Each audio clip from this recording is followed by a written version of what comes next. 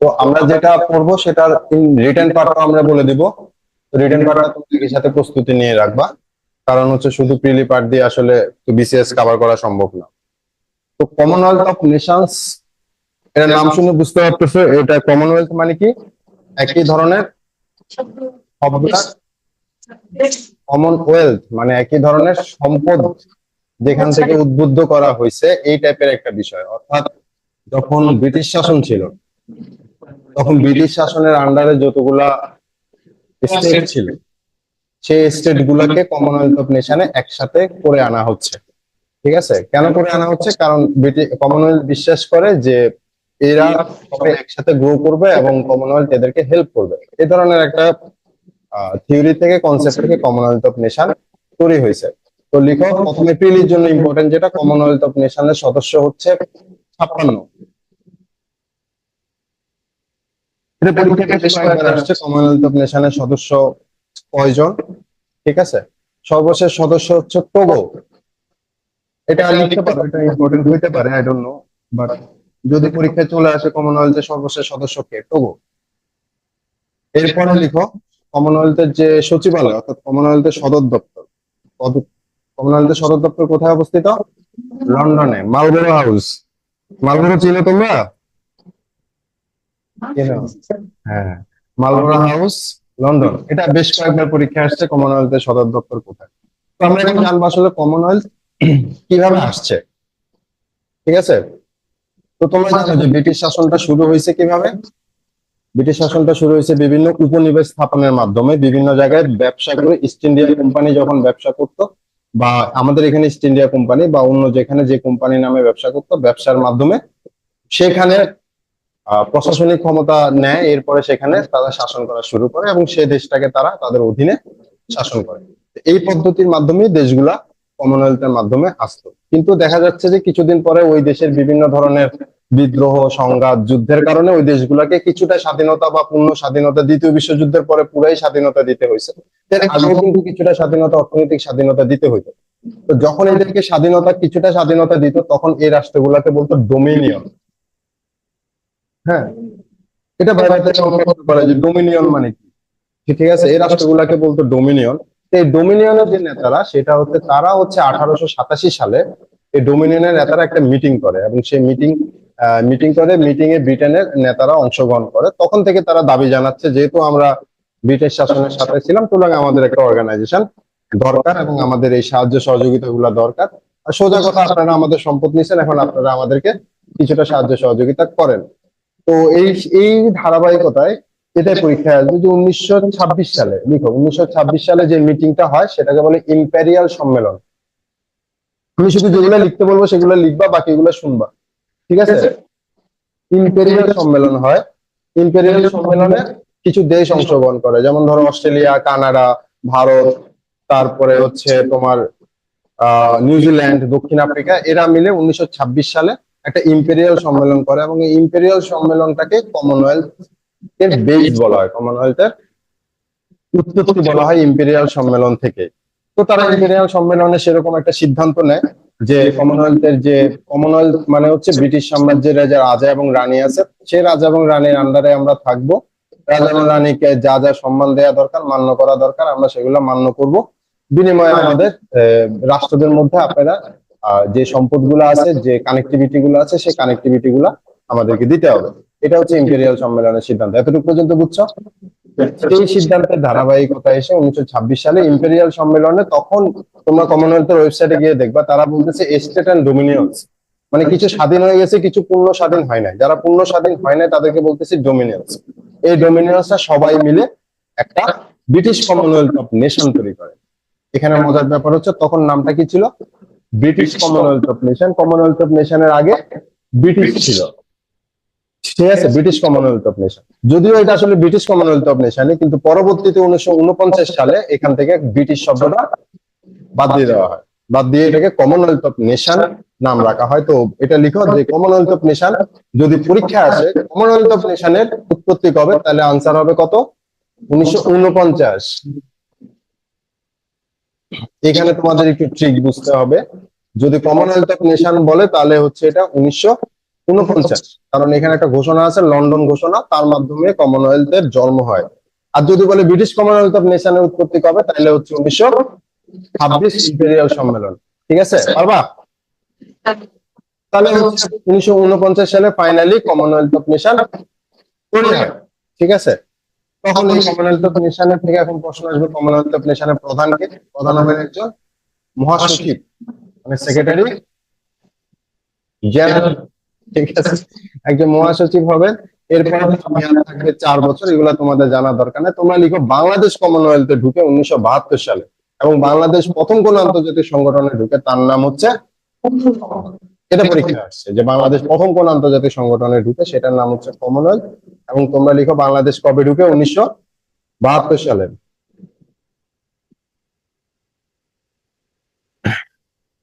ঠিক আছে, ইকো হচ্ছে নাকি? আমি তো শুনতে পাচ্ছি না। এই সাজু, ইকো হচ্ছে?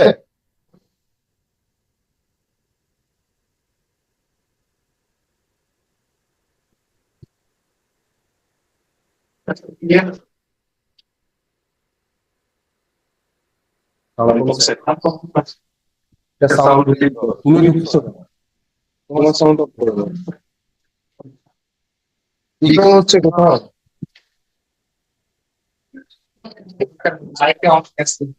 এটা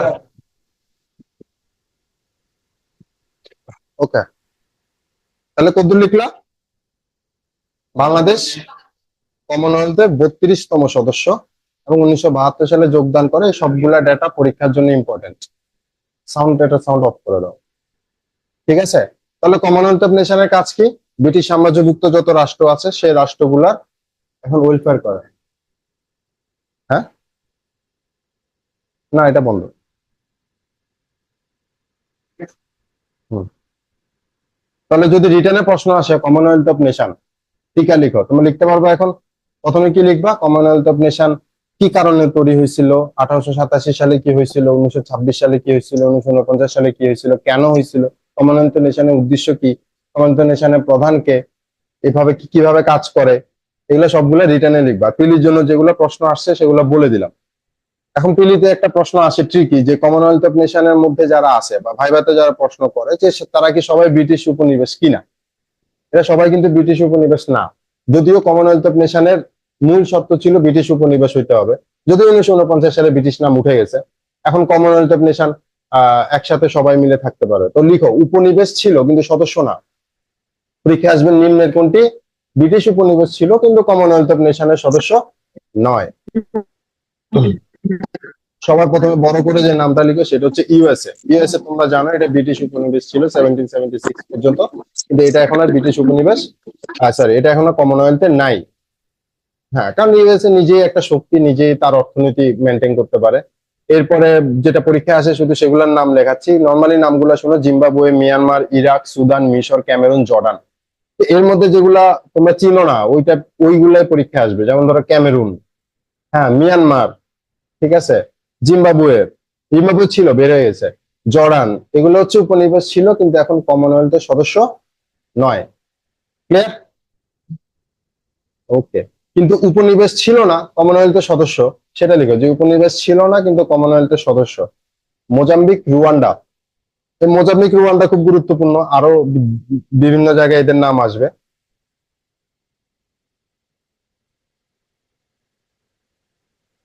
লিখছো? ঠিক আছে, মোজাম্বিক, রুয়ান্ডা, এরা উপনিবেশ ছিল না কিন্তু এরা কমনওয়েলথের সদস্য। ওরা কিছু বলতেছে না? ওকে, তাহলে এবার হচ্ছে লিখো কমনওয়েলথের মহাসচিবের নাম। অস্থালের ব্যারেন্স, তোমরা শুধু এতটুকু লিখো যে ব্যারেন্স স্কটল্যান্ড। প্রশ্ন আসার সম্ভাবনা কম মহাসচিবের নাম থেকে, তারপরে তোমরা লিখে রাখো ব্যারেন্স স্কটল্যান্ড। আরেকটা প্রশ্ন আছে, কমনওয়েলথ দিবস কবে? এটা হচ্ছে মার্চের দ্বিতীয় সোমবার। প্রত্যেক বছর মার্চের দ্বিতীয় সোমবার কমনওয়েলথের দিবস। ঠিক আছে, তাহলে এখান থেকে কি কি প্রশ্ন আসছে এগুলো বলে দিছি, লিখছো? এবার বাসায় গিয়ে এগুলো ভালো করে মুখস্থ করবে, এইসব প্রশ্ন আসলে যাতে তোমরা কনফিউশন না হও। নেক্সট ক্লাসের পরে এই চ্যাপ্টারের উপরে পরীক্ষা হবে। পারবা? জিজ্ঞেস করবো? এখন জিজ্ঞেস করবো? আচ্ছা, সময় নষ্ট না করি, আমাদের ক্লাস টাইম এমনিতে কম। এবার লিখো দ্বিতীয় যে অর্গানাইজেশনটা আমরা পড়বো প্রিলি রিটেন মিলিয়ে, সেটা হচ্ছে ন্যাম।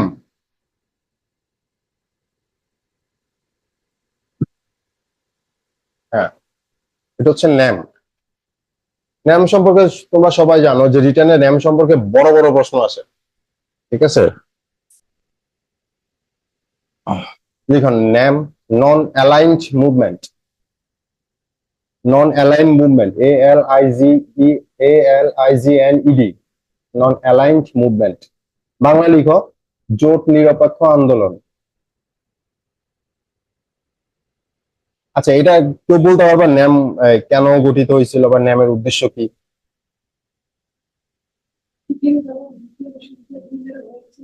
হম, মেরুগুলা কি কি? অ্যাকচুয়ালি এটা না, ঠিক আছে, রাশিয়া আর হচ্ছে ইউএসএ। আচ্ছা, আরেকটু এই জন্য ডেটা পড়লে হচ্ছে গিয়ে মনে থাকবে না, তোমার প্রেক্ষাপটটা জানতে হবে। হ্যাঁ, বাইপোলার। তো আমরা তোমাদেরকে মাঝে মাঝে বলি যে আন্তর্জাতিক শক্তি এখন বলা হয়, আন্তর্জাতিক শক্তি হচ্ছে এখন চারটা। চারটার মধ্যে একটা শক্তি হচ্ছে সাউথ, মানে এই দক্ষিণ একটা শক্তি।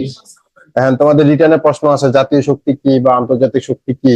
ভাইভাতে প্রশ্ন করে যে এই মুহূর্তে যারা পররাষ্ট্র ক্যাডার চয়েস দেয় যে এই মুহূর্তে কি কি আন্তর্জাতিক শক্তি আছে, তারা কিভাবে কাজ করছে, ঠিক আছে? তো আমরা এগুলো রিটার্ন ভাইভাতে পড়বো। তো জোট নিরপেক্ষ আন্দোলন মানে হচ্ছে দ্বিতীয় বিশ্বযুদ্ধের পরে, বেসিক্যালি দ্বিতীয় বিশ্বযুদ্ধের পরে কি হয়েছে, বেশিরভাগ দেশ স্বাধীন হয়ে গেছে, ঠিক না? তো তার মধ্যে এশিয়ার অনেক দেশ স্বাধীন হয়েছে, আফ্রিকার দেশ স্বাধীন হয়েছে, ল্যাটিন আমেরিকার দেশ স্বাধীন হয়েছে, মিডল ইস্টের দেশ স্বাধীন হয়েছে। তো এদের মধ্যে বেশিরভাগ দেশ ছিল দুর্বল, অর্থনৈতিকভাবে দুর্বল। আর তাদের হচ্ছে গিয়ে আহ নিজস্ব তখন শক্তি তৈরি হয় নাই, তারা এখনো দেশ হিসাবে একদম নতুন। তো তখন ওয়ার্ল্ডে দুইটা বাইপোলার শক্তি ক্রিয়েট হয়েছে, একটা হচ্ছে রাশিয়া, মিন্স তখন ছিল সোভিয়েত ইউনিয়ন, আর একটা হচ্ছে ইউএসএ। তো রাশিয়া চাচ্ছিল কমিউনিস্ট শক্তি, আর ইউএসএ চাচ্ছিল পুঁজিবাদী, পুঁজিবাদী ক্যাপিটালিজম, ঠিক আছে? তখন তারা দুইটা আহ, সামরিক জোটও বানাইছে। ইউএসএ বানাইছে তখন ন্যাটো, হ্যাঁ, আর হচ্ছে গিয়ে ওরা বানাইছে ওয়ারশো, ঠিক আছে? তো এই দুইটা সামরিক জোট এবং দুইটা সামরিক শক্তি, কারণ ইউএসএসআর মানে সোভিয়েত ইউনিয়ন চাচ্ছে যে সমাজতান্ত্রিক করে ফেলবো যত রাষ্ট্র আছে, আর ইউএসএ চাচ্ছে না, রাষ্ট্রগুলোকে পুঁজিবাদী করতে হবে, তাহলে ক্যাপিটালিজম করলে ইউএসএ ব্যবসা বাণিজ্য ভালো হবে, ঠিক আছে? তো হ্যাঁ, হ্যাঁ, হ্যাঁ, জার্মানিতে বার্লিন দেয়াল ছিল। তো এরকম দুইটা শক্তির কারণে বিভিন্ন রাষ্ট্রকে বিভিন্ন ভাবে ইউএসএ কিছু রাষ্ট্রকে নিচ্ছিল দলে, হ্যাঁ, এটাকে বলে পোলারাইজেশন। তো আর হচ্ছে ইউএসএসআর, তখন কিছু রাষ্ট্র বললো যে না, আমরা কোনো দিকে যাব না, এদের সাথে গেলে এই সমস্যা, ওদের সাথে গেলে ওই সমস্যা, আমরা আমাদের মতো থাকবো। আমাদের মতো থাকার জন্য যে আন্দোলনটা, সেটার নাম হচ্ছে নন অ্যালাইনমেন্ট, নন অ্যালাইনড মুভমেন্ট, জোট নিরপেক্ষ আন্দোলন। ঠিক আছে, লিখো অ্যালাইনড, নন অ্যালাইনড মুভমেন্ট। তো লিখো নন অ্যালাইন মুভমেন্ট, জোট নিরপেক্ষ আন্দোলন। এর কোনো সদর দপ্তর নাই, এদের প্রশ্ন আসে পরীক্ষায়, এর সদর দপ্তর কোথায়? এর কোনো সদর দপ্তর নাই, ঠিক আছে? লিখো জোট নিরপেক্ষ আন্দোলনের বর্তমান জোট নিরপেক্ষ আন্দোলনে বর্তমানে আছে 120 জন, 120টা দেশ আছে নিরপেক্ষ আন্দোলনে।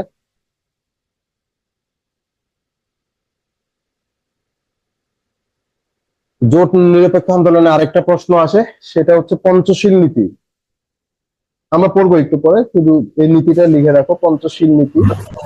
হ্যাঁ, হ্যাঁ,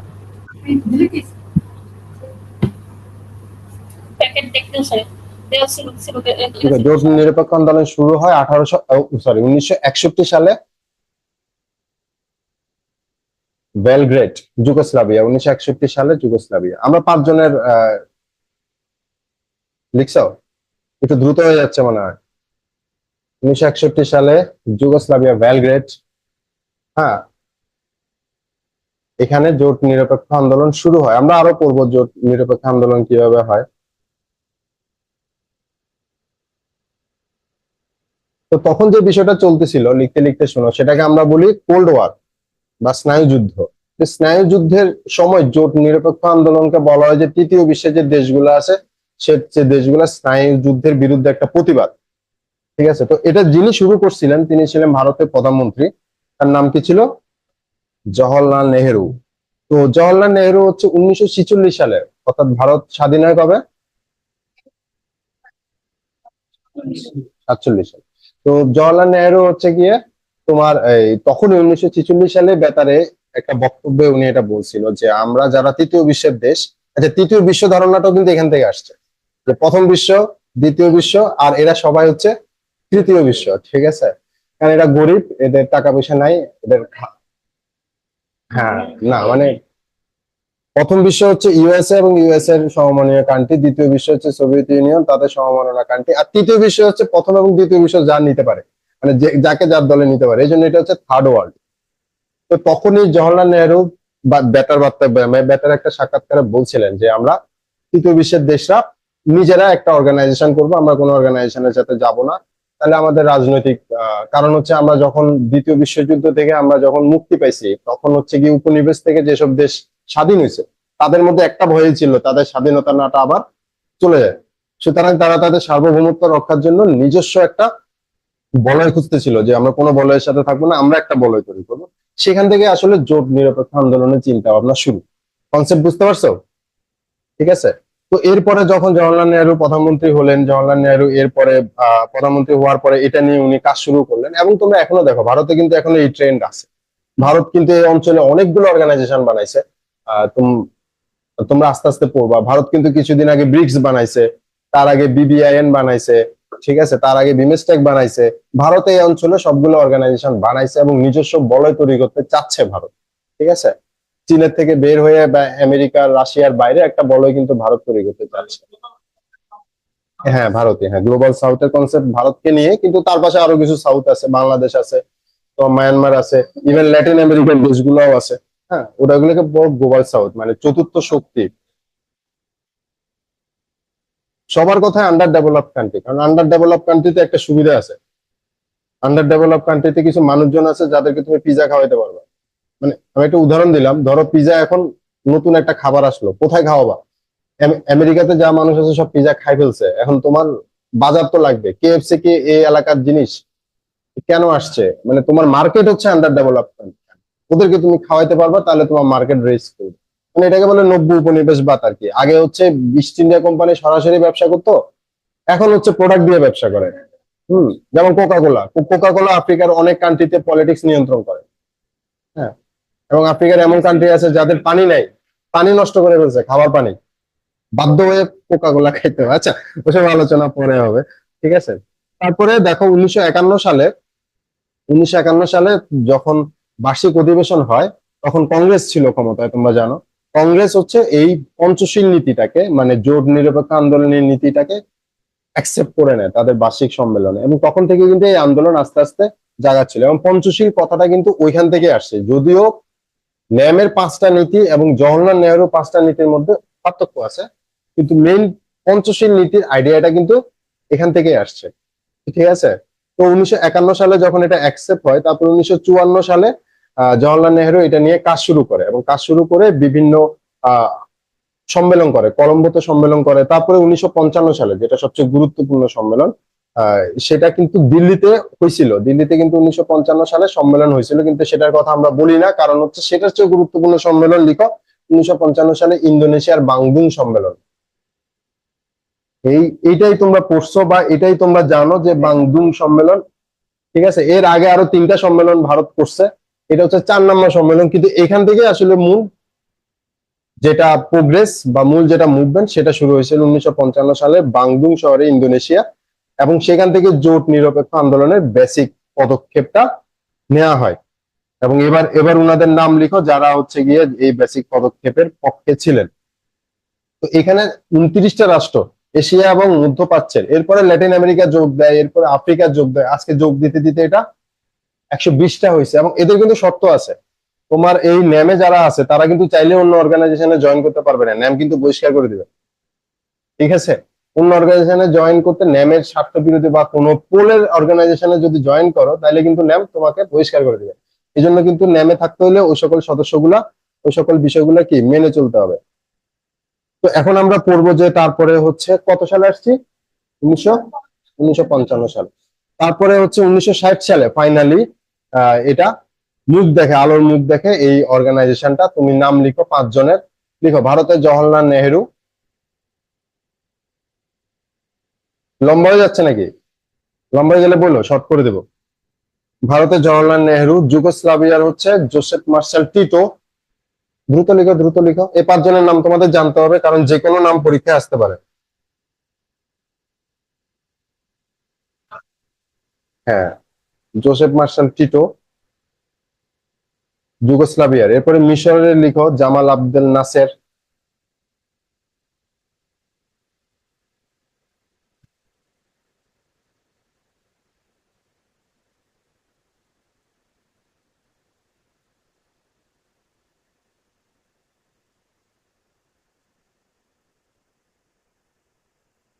লিখছো? এরপরে লিখো হচ্ছে ইন্দোনেশিয়ার doctor Ahmed Sukarno. Sukarnoputri, Sukarno মেয়ের নাম, এই জন্য নাম সুকর্ণ পুত্রী, মানে সুকর্ণের পুত্রী। পুত্রী মানে মেয়ে, কন্যা। Doctor Ahmed Sukarno. এরপরে হ্যাঁ, ফাউন্ডিং ফাদার। এরপরে ঘানা, ফাউন্ডিং ফাদার কথাটা বলা যাবে না, ফাদার অফ দ্য নেশন বলতে হবে। পার্থক্য জানো? ফাউন্ডিং ফাদার আর father of the nation. Founding father মানে হচ্ছে এটা ছিল, তুমি এখানে মানে মানে ওই নেতা হচ্ছে এখান থেকে করছে, বিপ্লব করে আসছে, হচ্ছে ফাউন্ডিং ফাদার। আর ফাদার অফ দ্য নেশন মানে নেশনই ছিল না, নেশনকে জন্ম দেওয়া হয়েছে।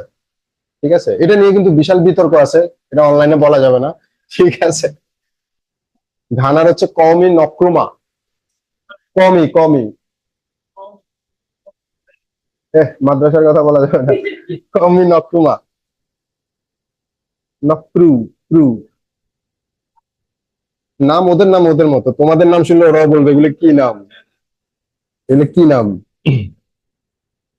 ঠিক আছে, হয়ে গেছে। তাহলে এই 5 জন হচ্ছে ফাউন্ডিং ফাউন্ডিং মেম্বার, বা এই 5 জনের হাতে জোট নিরপেক্ষ আন্দোলন শুরু হয়েছে। লিখো, জোট নিরপেক্ষ আন্দোলনের একটা নিউজ চ্যানেল আছে, তার নাম হচ্ছে NNN, NNN, triple N, NAM news network. কারণ যা প্রশ্ন আসছে পিএসসি দিয়ে ফেলছে, আর নতুন প্রশ্ন আমরা ফাঁস করে দিচ্ছি কি কি প্রশ্ন করতে পারে পিএসসি। আর এটার হেড, ন্যাম নিউজ নেটওয়ার্ক, এটার হেডকোয়ার্টার হচ্ছে কুয়ালালামপুর, মালয়েশিয়া। ফান্ডিং এর মধ্যে কিন্তু দেখো মালয়েশিয়া নাই, কিন্তু হেডকোয়ার্টার কুয়ালালামপুর, মালয়েশিয়া। কারণ মালয়েশিয়া সুন্দর এটা দেশ, আবার বলেন। হেডকোয়ার্টারে মিটিং করতে হবে না?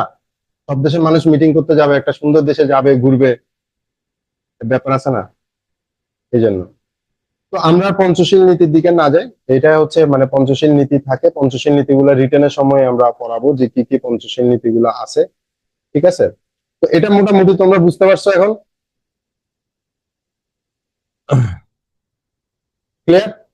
তাহলে এটা যদি রিটেনে প্রশ্ন আসে, তোমরা আনসারটা কিভাবে করবে? রিটেনে কি কি প্রশ্ন আসে? রিটেনে প্রশ্ন আসে জোট নিরপেক্ষ আন্দোলন বলতে কি বুঝেন, বাংলাদেশ কেন জোট নিরপেক্ষ আন্দোলনে যোগদান করে, বা বাংলাদেশ জোট নিরপেক্ষ আন্দোলনে থাকাটা আপনি কতটুকু যৌক্তিক মনে করেন। এখন আমরা কি ন্যাটো সদস্য না, আমরা কি ওয়াসো সদস্য না, সুতরাং আমরা জোট নিরপেক্ষ আন্দোলনে থাকতে পারবো। জোট নিরপেক্ষ আন্দোলনের বাইরেতে প্রশ্ন করে যে কেউ যদি ন্যামের থেকে না থাকে, বা ন্যাম থেকে তাকে বহিষ্কার করা হয়, মূল শর্ত কি? মূল শর্ত হচ্ছে কোনো সামরিক জোটে গিয়ে যোগদান করছে।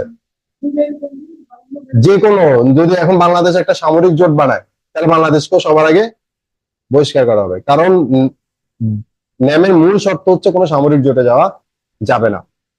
ঠিক আছে, আরো অনেক কথাবার্তা আছে ন্যামে, আমরা এখন আর না পড়ি। নাম্বার 3 লিখো, OIC,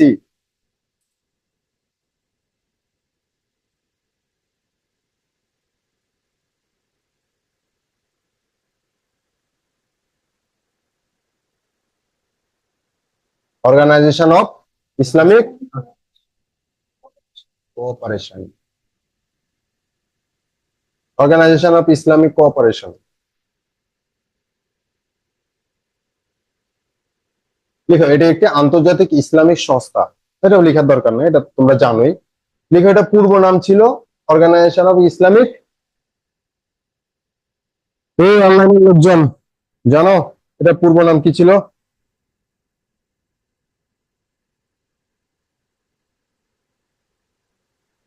অনলাইন অনলাইন পিপল বলো, এটা পুরো পূর্ব নাম কি ছিল? অর্গানাইজেশন অফ ইসলামিক টিতে কি ছিল শুধু এটা বলো। না,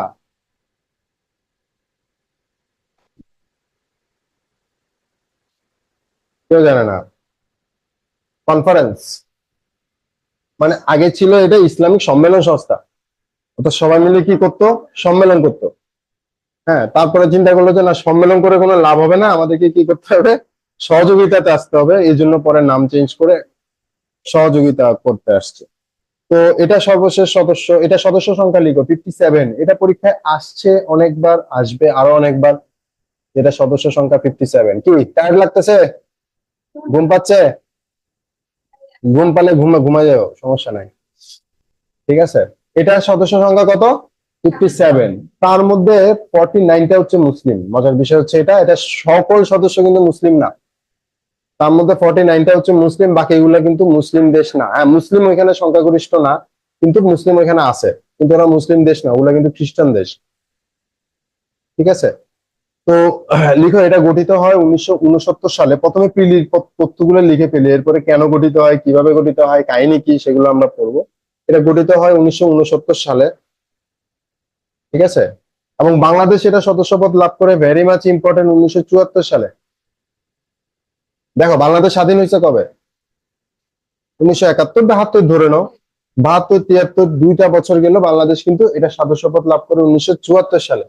এবং এটা সদস্যপদ লাভ করার পরে পাকিস্তান আমাদেরকে স্বীকৃতি দেয় যে আমরা স্বাধীন হয়েছি। ঠিক আছে, এটা কিন্তু ভাইভাতে প্রশ্ন করে যে আমরা তখন আমাদের জন্য আসলে ইসলামিক রাষ্ট্রগুলা যেগুলো ছিল তাদের সমর্থন দরকার ছিল। মুসলিম সংখ্যাগরিষ্ঠ কান্ট্রি হিসাবে আমাদের সমর্থন দরকার ছিল। 1974 সালে 2 বছর কিন্তু অবজারভেশন ছিল, আমরা অবজারভেশন সদস্য ছিলাম। এরপরে আমরা এটাতে ফাইনালি, এবং বাংলাদেশে এটা সদস্যপদ লাভ করার পরে বাংলাদেশে জাতির পিতা বঙ্গবন্ধুর হাতে কিন্তু একটা ইসলামিক ইসলামিক বাংলাদেশ নামে একটা অর্গানাইজেশনও আছে, যেটা বিভিন্ন মসজিদ বা ইসলামিক গবেষণা করে সাথে। Muslim foundation, Islamic foundation, Islamic foundation কিন্তু ইসলামিক ফাউন্ডেশন কিন্তু বঙ্গবন্ধুর হাতে করা। ঠিক আছে, তো এগুলো ভাইভাতে জিজ্ঞেস করে যে বঙ্গবন্ধু কি ইসলামিক ফাউন্ডেশন এর বিরুদ্ধে ছিলেন না কি করছেন, তো তোমাদেরকে তথ্য জানতে হবে, নাহলে তোমরা আনসার দিতে পারবা না। ঠিক আছে, তো এর মধ্যে যে অমুসলিম দেশ সেগুলো বেসিক্যালি আফ্রিকান। তো দুইটা নাম আমরা মনে রাখতে বলছিলাম আগের বার, সেগুলো কি? Mozambique, Rwanda. ওগুলো লিখে ফেলো। এটা মোটামুটি সবগুলো অর্গানাইজেশনে আছে, যদিও মানে সবগুলো অর্গানাইজেশনে এরা এক্সেপশনাল হিসেবে আছে। আরো অনেকগুলো আছে, সেগুলোর নাম আমরা পড়বো না। রুয়ান্ডা, উগান্ডা, উগান্ডাও আছে, রুয়ান্ডাও আছে। তুমি লিখো, দুইটাই লিখো, যেটা খুশি এটা লিখো। রুয়ান্ডা, এর আগে রুয়ান্ডা লিখছি, এর আগে উগান্ডা লিখি নাই। হ্যাঁ, রুয়ান্ডা। এবারও রুয়ান্ডা লিখো, সাথে উগান্ডাও লিখো, সমস্যা নাই, উগান্ডাও আছে একই লিস্টে। তো আমরা দুটো ইউনিভার্সিটির নাম মনে রাখবো যদি কোনো কারণে পরীক্ষাতে চলে আসে। একটা হচ্ছে নাইজারে, একটা হচ্ছে উগান্ডাতে। এই দুই জায়গায় ওআইসির দুইটা ইউনিভার্সিটি আছে।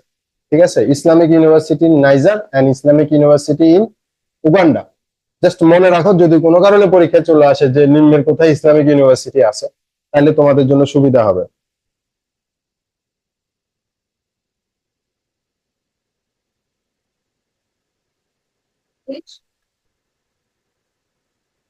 ওখানে মুসলিম সংখ্যাগরিষ্ঠ আছে।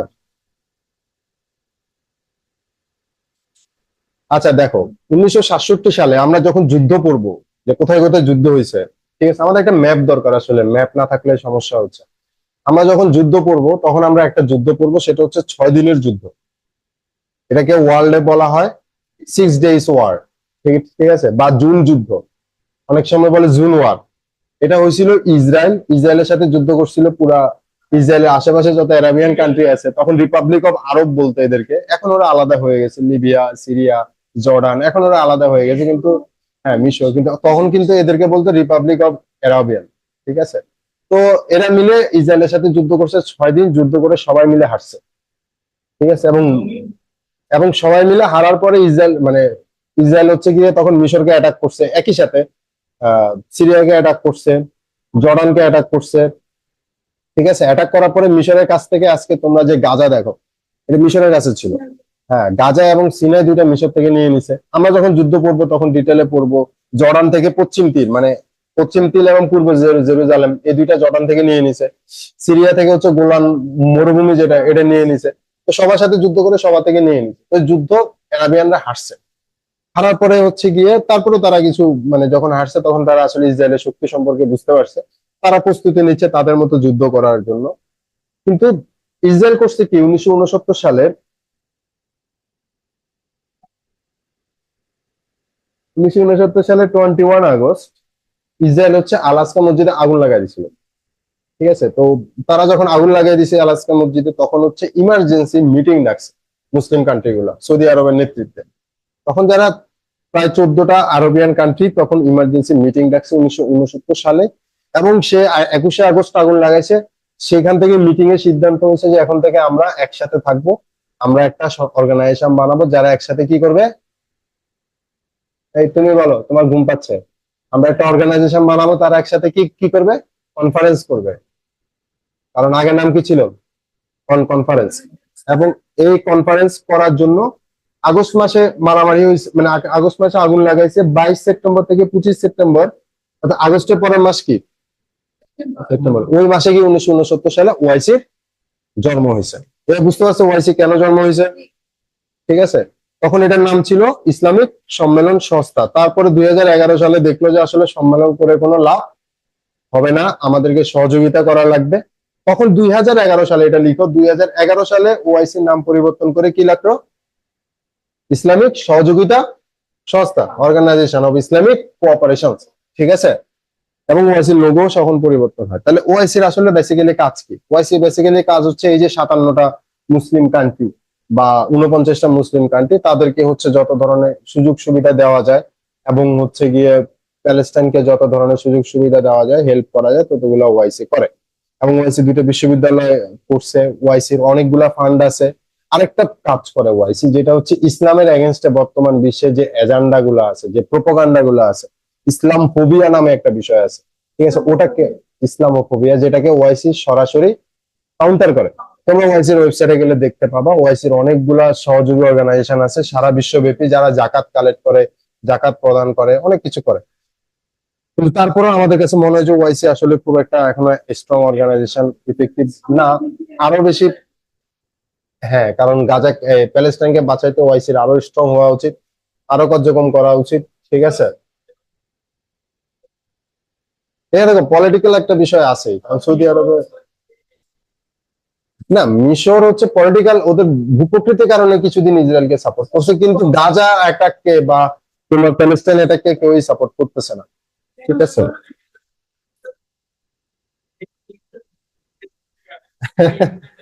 না না, অত ইসরায়েল ইন্টারনেটের অভাব হবে না, ওদের কাছে মোসাদ আছে, আরো কয়েকটা অর্গানাইজেশন আছে। তাহলে ওআইসি তোমরা ক্লিয়ার। ওআইসি থেকে কি প্রশ্ন আসবে, সদস্য সংখ্যা কয়টা, তারপরে হচ্ছে তোমার কবে গঠিত হয়েছে, কবে নাম পরিবর্তন হয়েছে, বর্তমান নাম কি, হ্যাঁ, কয়টা মুসলিম সদস্য আছে, কোথায় কোথায় ইউনিভার্সিটি আছে। আর রিটার্নে প্রশ্ন আসবে যে বর্তমান মুসলিম দেশগুলোর প্রতিনিধিত্ব স্বরূপ ওআইসি কে আপনি কিভাবে বিবেচনা করেন। ঠিক আছে, বা ওআইসির আরো কি কি কাজ করা উচিত, তখন তোমরা ডিটেলে লিখবা যে মুসলিম দেশগুলোর মধ্যে যে কয়টা দেশ তৃতীয় বিশ্বের আছে, ওই কয়টা দেশকে প্রথমে আলাদা করবা। যাদের কাছে পেট্রোল আছে তারা এক হিসাব, যাদের কাছে পেট্রোল নাই তারা এক হিসাব। যেখানে যেখানে মুসলমান কমিউনিটি অত্যাচারের সম্মুখীন হচ্ছে, প্যালেস্টাইনের মতো, মিয়ানমার আছে। ঠিক আছে, ওইসব জায়গাগুলোতে ওআইসির কি কাজ করা যায়, জাতিসংঘের সাথে ওআইসি কি কাজ করতে পারে, ইউরোপিয়ান ইউনিয়নের সাথে ওআইসি কি কাজ করতে পারে, এভাবে তোমরা রিটার্নের আনসারটা তৈরি করবা। ঠিক আছে, ওআইসি শেষ, এবার লিখো নেক্সট অর্গানাইজেশন, ওপেক। পরীক্ষা নিলে পারবা তো,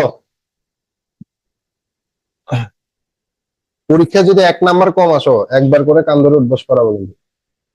opaque, Organisation of Petroleum Exporting Countries. ঠিক আছে, Organisation of Petroleum Exporting Countries. অনলাইনে ছেলে মেয়েরা কি ঘুমাচ্ছ।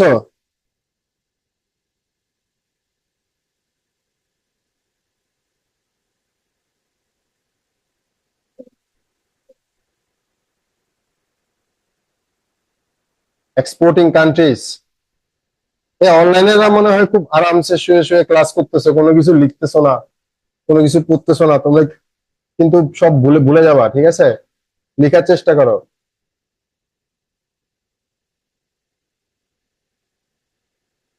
দেখছো? তাহলে নাম শুনে বুঝতে পারতেছো কাজ কি। এই রপ্তানি করে যে কান্ট্রি গুলো, তাদের অর্গানাইজেশন হচ্ছে OPEC। এখন প্রথমে তোমাকে বুঝতে হবে যে কেন অর্গানাইজেশন বানাইতে হবে। সিম্পল, যে 10টা দেশ মিলে যদি তেল রপ্তানি করে, আচ্ছা সদস্য সংখ্যা লিখিয়ে ফেলো 13টা, 13টা দেশ মিলে যদি তেল রপ্তানি করে, ওরা কি চাইবে? যে এক দেশ ধরো সৌদি আরব ধরো তেলের দাম কমায় দিল, তার ইরানের লস। হ্যাঁ, ওটা সবাই বলতেছে। না, 12টা লিখো, কিছুদিন আগে একটা কমে কমে গেছে, অ্যাঙ্গোলা কমে গেছে। 12টা লিখো, 13টা না, ভালো প্রশ্ন মনে করছে। তো ইরান যদি তেলের দাম কমায় দেয়, সৌদি আরবের লস। সৌদি আরব যদি কমায় দেয়, ইরানের লস। এই লস, হ্যাঁ, এই লসটাকে মিনিমাইজ করার জন্য যে সবাই মিলে সিদ্ধান্ত নিবে আজকে তেলের দাম এত। পেট্রো ডলার একটা কনসেপ্ট তোমরা শুনছো, পেট্রো ডলার? ভাইবা তো কিন্তু জিজ্ঞেস করে পেট্রো ডলার কি। না, আমেরিকা তৈরি করেনি। কনসেপ্টটা বুঝো, ভাইবাতে কিন্তু এটা প্রশ্ন করে যে পেট্রো ডলার কি। পেট্রো ডলার হচ্ছে গিয়ে ডলারকে প্রথমে ইন্টারন্যাশনাল কারেন্সি বানানোর প্রথম যে উপায় ছিল, সেটা হচ্ছে পেট্রো ডলার। ঠিক আছে? প্রথমে প্রথমে মানুষ, প্রত্যেক দেশের আলাদা আলাদা কারেন্সি ছিল, এবং যার কাছে যত কারেন্সি ছিল সেটার বিপরীতে তত কি মজুত রাখতে হতো? গোল্ড। গোল্ড মজুত রাখতে হতো। হ্যাঁ, যেটাকে আমরা বলতাম গোল্ড স্ট্যান্ডার্ড। তারপরে ইউএসএ বললো যে না, তোমাদের এত কষ্ট করে গোল্ড মজুত করার দরকার নেই, গোল্ড যা মজুত করার আমি করব, তোমরা এক কাজ করো, আমার থেকে ডলার নিয়ে যাও, তোমাদের টাকার বিপরীতে ডলার জমা রাখো। ধরো বাংলাদেশ 100 টাকার নোট ছাপাইলো, তার বিনিময়ে ধরো $1 বাংলাদেশ ব্যাংকে রিজার্ভে জমা রাখা হলো। যে তাহলে কি হলো, দেশের ভিতরে 100 টাকা ঢুকলো, রিজার্ভে $1 জমা হয়ে গেল, তাহলে সমান সমান হয়ে গেল। যেটা দেশের ভিতরে ছেড়ে দিছো, সেটা আবার জমার পরিমাণে সমান হয়ে গেল। তো ইউএসএ বললো যে ঠিক আছে, গোল্ড কার কাছে আছে? ইউএস এর কাছে আছে। ইউএস আবার রিপোর্টও প্রকাশ করতো যে আমার কাছে এত গোল্ড আছে, তোমরা টেনশন করো না, ঠিক আছে? একটা সময় ইউএসএ এসে ডিক্লারেশন করলো, এটা শক, নিক্সন শক বলে এটাকে, যে আমার কাছে কোনো গোল্ড টোল্ড নাই, আমি রাখতে পারবো না, গোল্ডের দিন শেষ, ডলার আছে ডলারেই রাখো। হ্যাঁ, তখন নিক্সন শক বলে এটাকে, মানে এটা একটা বিশাল শকিং নিউজ ছিল। তখন যে প্রথম কাজটা করলো সেটা হচ্ছে সৌদি আরব সহ কিছু দেশের সাথে মিটিং করে, পৃথিবীর সব দেশই কিন্তু পেট্রোলিয়াম কিনে, এবং পেট্রোলিয়ামের দাম যদি বাড়ে, সবকিছুর দাম বাড়বে। কারণ হচ্ছে তেলের দাম বাড়লে যানবাহনের খরচ বাড়বে, উৎপাদন খরচ বাড়বে, সবকিছু বাড়বে আলটিমেটলি। হ্যাঁ, আলটিমেটলি কিসের দাম বাড়বে? জিনিসের দাম বাড়বে। এই যে মুদ্রাস্ফীতি হচ্ছে বাংলাদেশে এখন, এটার পিছনে কিন্তু একটা বড় কারণ হচ্ছে তেলের দাম বাড়ছিল। আর তেলের দাম বাড়ার পরে বাংলাদেশও বাড়াইছিল, কমার পর আর কমাইতে পারে না, সেটা ভিন্ন আলোচনা। ঠিক আছে, কিন্তু বাড়ছে, ওই দামেই কিন্তু এখন আমরা তেল কিনতেছি। হ্যাঁ, ভর্তুকিটা আমরা দিচ্ছি না, কিন্তু ইন্টারন্যাশনাল মার্কেটে তো তেলের দাম অনেক কমে গেছে। আমাদেরকে তো ভর্তুকি দেওয়ার দরকার ছিল না, যাক এটা আরেকটা আলোচনা, এটাকে আমি ঢুকবো না। তো এই জন্য তখন পেট্রোলিয়াম যেসব কান্ট্রি কিন্তু, তারা কিসে কিন্তু? ডলারে কিন্তু। তার মানে ডলার বাধ্যতামূলক হয়ে গেল। আর এই ডলারটার নামই হচ্ছে পেট্রো ডলার। এবং ইউএসএ চিন্তা করে দেখলো যে অন্যগুলা বাদ দিয়ে শুধু পেট্রোল যদি ধরে রাখতে পারি আমার ডলার, তাহলে পুরা বিশ্বে ডলার ছড়ায় যাবে। এবং এখন কিন্তু পুরা বিশ্বে ডলার ছড়ায় গেছে, এবং এখনো সে পেট্রো ডলার ধরে রাখছে। এবং এটা মজার বিষয়, দেখো পৃথিবীর সবচেয়ে ঋণগ্রস্ত দেশের নাম জানো? ইউএসএ। ইউএসএ যা ইউএসএ যা জিডিপি, ঋণ ঋণ ঋণ তার সমানই প্রায়। এবং পৃথিবীর সবচেয়ে বড় ঋণগ্রস্ত দেশের নাম হচ্ছে ইউএসএ। কিন্তু এদের কোনো টেনশন নেই, কি হবে? ডলার ছাপাই দিব। সিনিয়রাইজ বলে এটাকে, ইকোনমিক্স এর ভাষায় এটাকে বলে সিনিয়রাইজ, মানে ওয়ার্ল্ড যে কারেন্সিতে চলতেছে আমি সেই কারেন্সি ছাপাইতে লিগ্যাল অথরিটি। সুবিধা না? এটা যাও, এই আলোচনা পরে করবো। অনেক দেশ চেষ্টা করতেছে, রাশিয়া নিজের কারেন্সি আগানোর, রুবেল আগানোর চেষ্টা করতেছে। হ্যাঁ, তারপরে ব্রিটেন চেষ্টা করতেছে পাউন্ড স্টার্লিংকে উঠানোর। বাংলাদেশ চেষ্টা করে লাভ নেই, টাকাকে উঠানোর। ওকে, ফিরে আসি। তো 1960 সালে লিখো, 1960 সালে সবার প্রথমে 5টা সদস্যের নাম লেখা দরকার নেই, ইরাক, ইরান, কুয়েত, সৌদি আরব, ভেনেজুয়েলা, এরা মিলে একটা সিদ্ধান্ত গঠন করে যে একটা অর্গানাইজেশন বানাইতে হবে, আমরা পেট্রোলের দামকে রক্ষা করতে হবে। গল্প বেশি হয়ে যাচ্ছে, বুঝছো? পড়া শেষ হবে না কিন্তু। আহ, তো এরপরে জন্ম হয় কার? ওপেকের। লিখো, ওপেকের হেডকোয়ার্টার হচ্ছে অস্ট্রিয়ার ভিয়েনা। ভিয়েনা ইংলিশে লিখবো না বাংলায় লিখি? ভিয়েনা অস্ট্রিয়া, এটা পাশে লিখে রাখো ছোট করে, এটা এমনিতে শিখার জন্য 1965। অর্থাৎ ভিয়েনাতে, অস্ট্রিয়ার ভিয়েনাতে হেডকোয়ার্টার স্থাপিত হয় 1965 সালে, কিন্তু ওপেক হয়েছে 1960 সালে। তাহলে এখন তোমরা আনসার দাও, 5 বছর কেউ সদর দপ্তর ছিল না? না, 5 বছর সদর দপ্তর ছিল জেনেভাতে। ঠিক আছে, 5 বছর সদর দপ্তর ছিল জেনেভাতে। ঠিক আছে, যদিও সুইজারল্যান্ডও ওপেকের সদস্য না, এবং অস্ট্রিয়ার ভিয়েনাতে হচ্ছে গিয়ে এখন সদর দপ্তর। অস্ট্রিয়াও কিন্তু ওপেকের সদস্য না, কিন্তু সদর দপ্তর ওইখানে। এখন যদি প্রশ্ন করে কোথাও যে অস্ট্রিয়া ওপেকের সদস্য না হওয়া সত্ত্বেও সদর দপ্তর কেন ভিয়েনাতে, বলো? হুম, অনেকগুলো সংগঠন না, অস্ট্রিয়া ভিয়েনাতে শক্তি সম্পর্কিত সংগঠনগুলো আছে, আণবিক আণবিক শক্তি, পারমাণবিক শক্তি, সকল শক্তি, পাওয়ার, এনার্জি। সদর দপ্তর কোথায়? ভিয়েনাতে। তো এটা একটা কারণ হইতে পারে ভিয়েনাতে যাওয়ার, যে ওইখানে গেলে আমি পেট্রোলিয়ামের সাথে বাকি মিটিং গুলো সাইড করতে পারবো। কিন্তু অস্ট্রিয়া কিন্তু ওপেকের সদস্য না, এটা মাথায় রাখবো। ঠিক আছে, তো তাহলে আমরা কোথায় আসলাম? তাহলে ওপেক হয়ে গেল কবে? 1960 সালে। শুরু করছিল জেনেভা দিয়ে। 1965 থেকে সদর দপ্তর কোথায়, বলো? ভিয়েনাতে। এখন এখন ওপেকের যে পরিমাণ ইয়া আছে, দেশগুলো আছে, 12টা দেশ, তারা টোটাল ডেইলি প্রোডাকশনের 44% প্রোডাকশন করে ওয়েলের। অর্থাৎ প্রায় তুমি দেখতেছো অর্ধেক প্রোডাকশন ওপেক একা করে। ঠিক আছে, সুতরাং তারা মার্কেটটা রেগুলেট করতে পারে। এটা পরীক্ষা আসতে পারে বা রিটার্নে কাজে লাগতে পারে। আর টোটাল যে পরিমাণ ওয়েল আছে, টোটাল যে পরিমাণ তেল আছে ওয়ার্ল্ডে মজুদ, বাইরে না, নিচে, তার 81.5% ওপেক কান্ট্রির হাতে আছে। বুঝছো? তার মানে ওরা সামনের আরো অনেক বছর ধরে এই তেলের দাম নিয়ন্ত্রণ করবে। এই দুইটা ইনফরমেশন তোমরা রিটার্নে কাজে লাগাবা, ইয়াতেও কাজে লাগাতে পারে। ওপেক ছেড়ে লাস্ট চলে গেছে যে দেশটা, সেটার নাম হচ্ছে অ্যাঙ্গোলা। হ্যাঁ, এটা একদম হ্যাপি নিউ ইয়ার করে চলে গেছে, মানে 1 জানুয়ারি 2000, বলো কবে গেছে?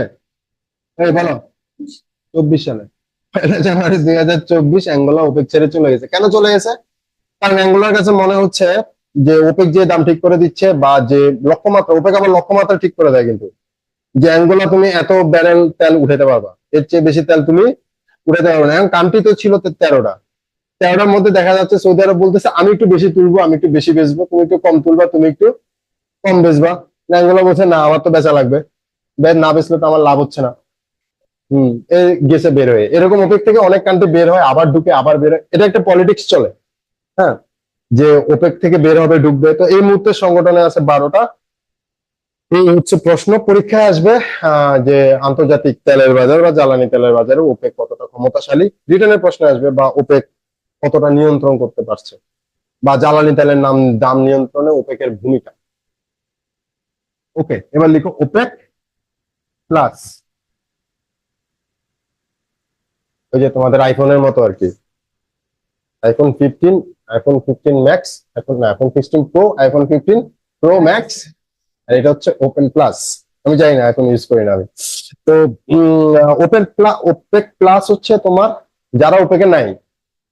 তো যারা ওপেকে নাই তারা তো নিজেরা নিজেরা তেল বিক্রি করে, সুতরাং তাদের তেলের, হ্যাঁ, তারা তো আর ওপেকের মতো বড় বড় কান্ট্রি না। এখন ধরো এই বাংলাদেশ, ধরো ওপেকের বাইরে একটা কান্ট্রির কাছে কম দামে তেল পাচ্ছে, কিন্তু সমস্যা কি? কম দামে তেল ঠিকই পাচ্ছে, কিন্তু সমস্যা হচ্ছে যে পরিমাণ তেল চাচ্ছে সে পরিমাণ তেল পাচ্ছে না। তখন তাকে ওপেকের কাছে যেতে হবে আবার, যে ভাই আমার তো এত ব্যারেল তেল দরকার, আমি তো হচ্ছে গিয়ে রেন্টাল বিদ্যুৎ কেন্দ্র চালাই, ওইখানে তো তেলের মাধ্যমে বিদ্যুৎ হয়, আমার তো তেল দরকার। তখন কি হবে? তখন তাকে আবার ওপেকের কাছে যেতে হবে। ঠিক আছে, হ্যাঁ, হ্যাঁ, নিয়ে যাবে, এটা কোনো সমস্যা নেই। তুমি ওপেক থেকে তেল নিছো মানে তুমি অন্য কান্ট্রি থেকে তেল নিতে পারবা না, এটা না। তবে হ্যাঁ, ওরা এত বোকা না, ওরা ওরা জানে যে তোমার কত তেল লাগে। বাংলাদেশে যত ব্যারেল তেল লাগে তত ব্যারেলেরই চুক্তি করবে ওরা। এর চেয়ে বাইরে তেল কিনে তুমি বসে বসে থাকবো ওটা নিয়ে, তেল কিনলেই কিন্তু হবে না। এটা কিন্তু পেট্রোলিয়াম। হ্যাঁ, এটা কিন্তু পেট্রোলিয়াম। এখান থেকে তোমার কিন্তু এটা কিন্তু র তেল, এখান থেকে তোমার ডিজেল বানাইতে হবে, ক্রুড অয়েল, এখান থেকে ডিজেল বানাইতে হবে, এখান থেকে পেট্রোল বানাইতে হবে, এখান থেকে কেরোসিন বানাইতে হবে, এখান থেকে গ্রিস বানাইতে হবে। আর কি কি বানানো যায়? অনেক কিছু বানানো যায়। বাংলাদেশে কে করে এই কাজ? Eastern refinery. হ্যাঁ, হ্যাঁ, তো আমাদেরই ভাই, ইন্ডিয়ার মতো টাকা পয়সা যদি আমাদের থাকতো, আমরা ওয়ার্ল্ডের তেল কিনে বিক্রি করতাম। আমাদের তো রিফাইন হচ্ছে না এখন। এই আলোচনা পরে করি। দেখো, ওপেক প্লাস, ওপেক প্লাস কেন দরকার হলো? তাহলে ওপেক যে কান্ট্রি গুলো আছে, সেই কান্ট্রি গুলো কি ওপেক প্লাসে আছে? আছে। ওপেক প্লাস হচ্ছে ওপেকের চেয়েও বড় অর্গানাইজেশন। লিখো, ওপেক প্লাস সমান সমান ওপেক প্লাস 10 কান্ট্রিজ। অর্থাৎ ওপেকের বাইরে, ওপেক এই 10টা কান্ট্রিকে নিবে না, কিন্তু ওপেক প্লাসের মাধ্যমে 10টা কান্ট্রির সাথে,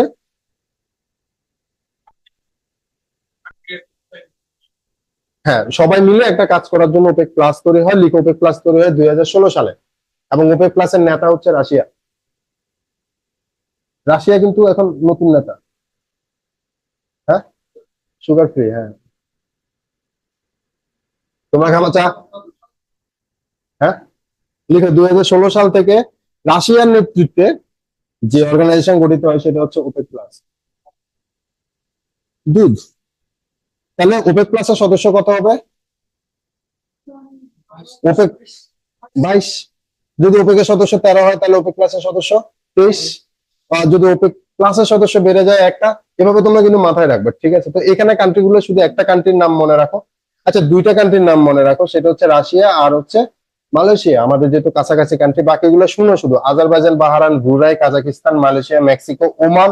ওমান ইম্পর্টেন্ট, কারণ ওমান বহুত বড় তেল উৎপাদনকারী দেশ। রাশিয়া, সুদান এবং দক্ষিণ সুদান। পজ দিছি, ভাবছি তোমরা বলতে পারবা, কারণ দক্ষিণ সুদান তো স্বাধীন হয়েছে বেশি দিন হচ্ছে না। ঠিক আছে, হ্যাঁ। তো এটা ছিল ওপেক। ওপেক থেকে রিটার্নে কি কি প্রশ্ন আসবে বলে দিলাম, ভাইভাতে কি কি প্রশ্ন আসবে। ওপেক প্লাসের কাজ কি, এটাও রিটার্নের প্রশ্ন। ঠিক আছে, ওপেক প্লাসের কাজ হচ্ছে ওপেকের সাথে সমন্বয় করা। হ্যাঁ, ওপেকের বাইরে আরেকটা অর্গানাইজেশন তৈরি করা, যাতে ওপেকের বাইরে যে 10টা কান্ট্রি আছে, সেই 10টা কান্ট্রি অ্যাটলিস্ট তেলের দাম ওরা মনিটর করতে পারে। আর যারা নিজেরা কোনো বড় চুক্তি পায়, ধরো কোন বড় দেশের সাথে চুক্তি হয়েছে যে 1 বছর ধরে এত ব্যারেল তেল নিবে এত দামে, তখন তারা ওপেকও ছেড়ে দিবে, ওপেক প্লাসও ছেড়ে দিয়ে স্বাধীন হয়ে যাবে। স্বাধীন হয়ে 1 বছর তেল বিক্রি করে আবার ফেরত আসবে। এটা হচ্ছে এদের তেল বিক্রি পলিটিক্স, এটা চলতেই থাকে। ওকে, টায়ার্ড? টায়ার্ড হলে কথা বলতেছো না তো, একা আমি বলতেছি এই জন্য টায়ার্ড হবে।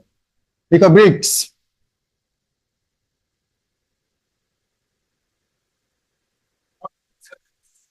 ব্রেক দিব?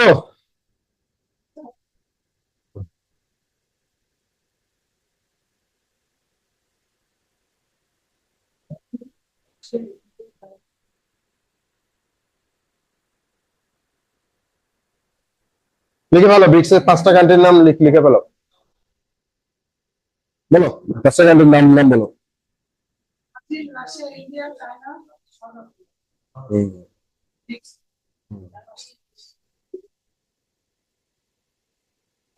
এদের মধ্যে কে কে কোথায় আছে বলো তো? ব্রাজিল কোথায় আছে? কোন কন্টিনেন্টে আছে? দক্ষিণ আমেরিকা। রাশিয়া? ইউরোপে। ইউরোপে। রাশিয়া ইউরোপে, ইউরোপে বলবা, এশিয়া না। ইন্ডিয়া? চায়না?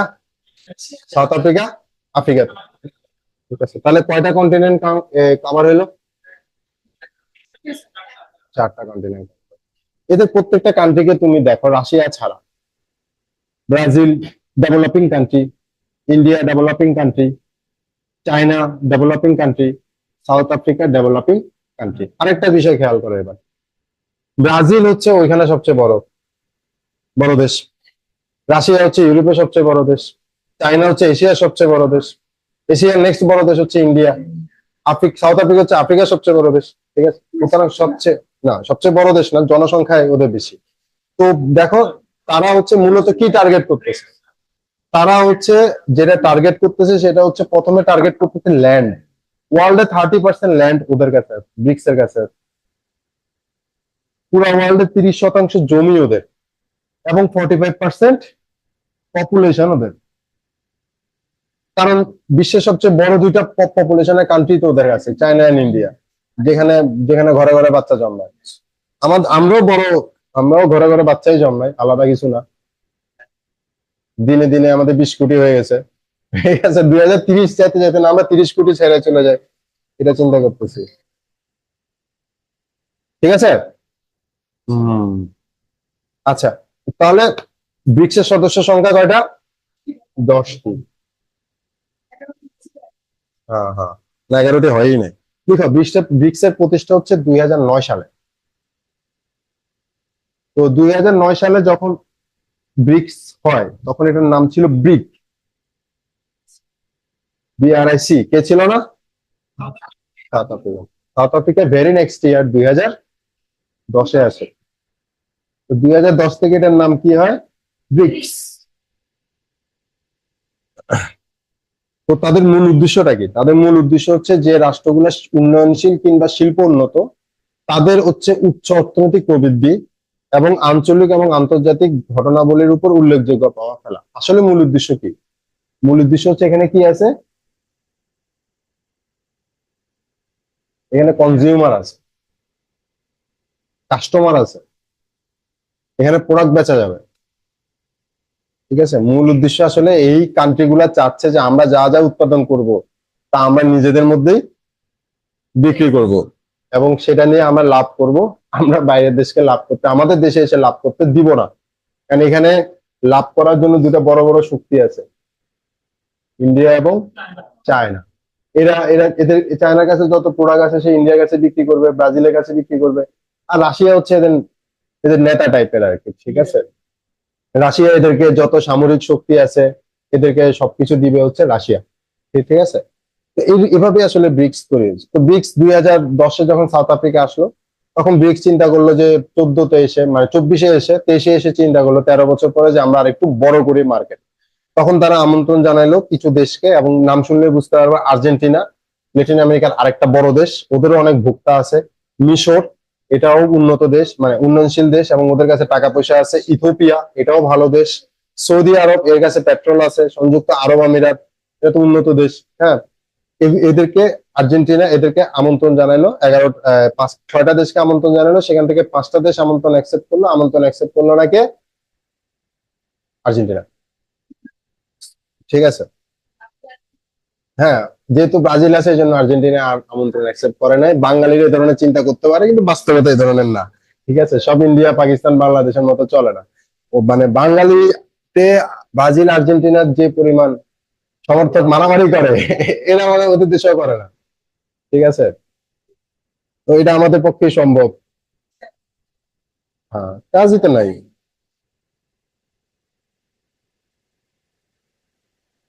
তাহলে আমরা আর্জেন্টিনা এটা অ্যাকসেপ্ট যখন করলো না, 2024-এ 1 জানুয়ারি থেকে ব্রিক্সে যোগদান করলো নতুন কয়টা সদস্য?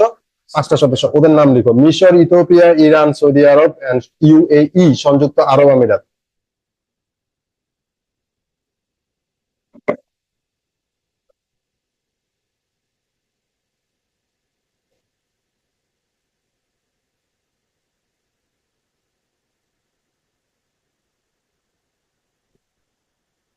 মিশর, Ethiopia, Saudi Arab, Iran. Iran কেন আছে বুঝছো তো? না না পারো, এই তোমরা চলে যাও, মিশাকে ওই যে কুটিকে বাসা রেখে আসো। আরে পাগল, ইরানের কাছে কি আছে? ইরানের কাছে একটা পারমাণবিক প্রকল্প আছে। হ্যাঁ, এবং সেটা নিয়েই তো আমেরিকা এবং ইসরায়েলের যত চিন্তা ভাবনা আর কি। তো এরপরে এবং ইরান হচ্ছে এখন শক্তিশালী রাষ্ট্র হচ্ছে। ঠিক আছে, তো এই 5টা মিলে কি হলো, টোটাল কয়টা হলো এখন? 10টা। ঠিক আছে, লিখো এর সদর দপ্তর। ব্রিক্সের সদর দপ্তর নাই।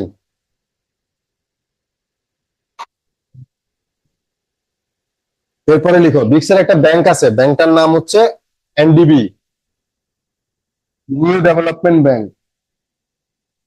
হ্যাঁ, নিউ ডেভেলপমেন্ট ব্যাংক। এই ব্যাংকটা প্রথমে যখন আসে তখন এটার নাম ছিল ব্রিক্স ডেভেলপমেন্ট ব্যাংক। ঠিক আছে, কিন্তু পরবর্তীতে এর নাম চেঞ্জ করে রাখা হয় নিউ ডেভেলপমেন্ট ব্যাংক। এটার সদর দপ্তর হচ্ছে চায়নাতে। চায়না কোথায়? সাংহাই। চায়না, চায়না তো সবচেয়ে পরিচিত জায়গা তোমাদের যেটা, সাংহাই। এই সদর দপ্তর হচ্ছে সাংহাই। কিছুদিন আগে এর আঞ্চলিক সদর দপ্তর খোলা হয়েছে দক্ষিণ আফ্রিকার। ক্রিকেট খেলা কোথায়? জোহান্সবার্গে। হীরার খনি। হ্যাঁ, এর নতুন আঞ্চলিক কার্যালয় হচ্ছে দক্ষিণ আফ্রিকার জোহান্সবার্গে। তাহলে ব্রিক্স নিয়ে রিটেনে যে প্রশ্নটা আসবে সেটা কি হবে? ব্রিক্সে বাংলাদেশকে নিল না কেন? সিরিয়াসলি আসবে, ব্রিক্সকে বাংলাদেশকে নিল না কেন? এবং এই ভাইভাতে এই প্রশ্নটাই সবচেয়ে বেশি করতেছে যে ব্রিক্সকে বাংলাদেশকে কেন আমন্ত্রণ জানানো হয় না, যেখানে ইন্ডিয়া আছে, যেখানে চায়না আছে, যেখানে রাশিয়া আছে, এই তিনটা দেশের সাথেই তো আমাদের খুব ভালো সম্পর্ক। ঠিক আছে, সেখানে বাংলাদেশকে কেন নেওয়া হলো না? এটার উত্তর হচ্ছে যখন ব্রিক্সের আসলে চলতেছে, মানে আমন্ত্রণ জানানোর প্রক্রিয়া চলতেছে, তখন বাংলাদেশের নির্বাচনের একটা আমেজ ছিল। এবং এই নির্বাচনের সময় বাংলাদেশে অনেকগুলা মানে ইন্টারন্যাশনালি অনেকগুলা প্রশ্নের উত্তর দিতে হচ্ছিল, অনেকগুলা সম্ভাবনা ছিল। হ্যাঁ, একটা ইন্টারন্যাশনাল প্রেশার ছিল। সবকিছু মিলায় তখন আসলে এই জন্য আমন্ত্রণটা জানানো হয়। তো আমরা আশা করি 2024-এ আমরা চেষ্টা করে যাচ্ছি মেবি আমন্ত্রণ পাওয়ার। যদিও সরকার থেকে বলা হয়েছে আমাদের কোনো আমন্ত্রণের জন্য কোনো চেষ্টা করি নাই, ঠিক আছে। তারপরে আমার মতে চেষ্টা করা উচিত, কারণ ব্রিক্স হচ্ছে আগামী দিনের সবচেয়ে বড় শক্তি। তো রিটার্নে এই প্রশ্নটা আসতে পারে বা ভাইভাতে এটা করে যে ব্রিক্সে কেন বাংলাদেশে আমন্ত্রণ জানানো হয় নাই। আর দ্বিতীয় প্রশ্ন যেটা ব্রিক্সের মনে আসবে যে আধুনিক অর্থনৈতিক শক্তি হিসাবে আপনি ব্রিক্সকে কিভাবে মূল্যায়ন করেন, তখন যেটা তোমরা আনসারে লিখবা সেটা হচ্ছে তাদের জনসংখ্যা, তাদের ল্যান্ড, তারপর হচ্ছে তাদের কি কি অর্থনৈতিক শক্তি আছে, হ্যাঁ, এবং তারা কিভাবে তারা এই ইকোনমিক এক্সপেনশনটা করবে, কিভাবে তারা আসলে প্রোডাক্ট করবে। একটা আছে বর্ডারলেস ইকোনমি, পৃথিবীতে একটাই আছে বর্ডারলেস ইকোনমি, সেটা হচ্ছে ইউরোপিয়ান ইউনিয়ন, ইইউ। ঠিক আছে, সেটার বাইরে কিভাবে ব্রিক্সে তো বর্ডারলেস ইকোনমি করা সম্ভব না। ব্রাজিল একদিকে, রাশিয়া একদিকে, ইন্ডিয়া একদিকে, চায়না একদিকে, সাউথ আফ্রিকা আরেকদিকে। ঠিক আছে, তো ওরা তো বর্ডারলেস ইকোনমি করতে পারবে না, কিন্তু ওরা কি করতে পারবে? ওরা এরকম একটা রিলেশন অলরেডি ওরা নিছে যে ওরা এক দেশের কাঁচামাল অন্য দেশে এনে উৎপাদন করবে। ধরো ব্রাজিলে একটা প্রোডাক্ট পপুলার, সেটা কাঁচামাল ইন্ডিয়াতে হয়, ওটা কাঁচামাল ওখান থেকে তুলে নিয়ে আসবে ব্রাজিলে। হ্যাঁ, ওটা ব্রাজিলে উৎপাদন করে বিক্রি করবে, তারপরে টোটাল একটা কোলাবোরেশন করে প্রফিট ভাগ করে নেবে। এভাবে ওরা কাজ করতে পারে। ঠিক আছে, তো ব্রিক্স থেকে আর কোনো প্রশ্ন আসবে না, ব্রিক্স শেষ। এবার লিখো, বিশ্বের সবচেয়ে বড় অর্থনৈতিক জোট নাম হচ্ছে ইইউ।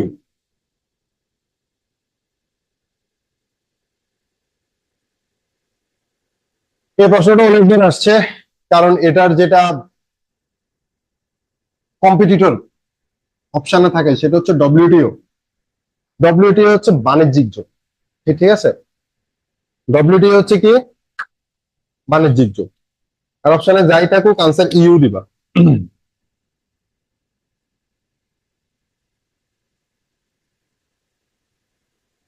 কোনো প্রশ্ন আছে তোমাদের? অনলাইন পেপার পরীক্ষায় প্রশ্ন আসে যে বিশ্বের সবচেয়ে বড় অর্থনৈতিক জোট কি, সেখানে ইউ অপশনে থাকে, ডব্লিউটিও অপশনে থাকে।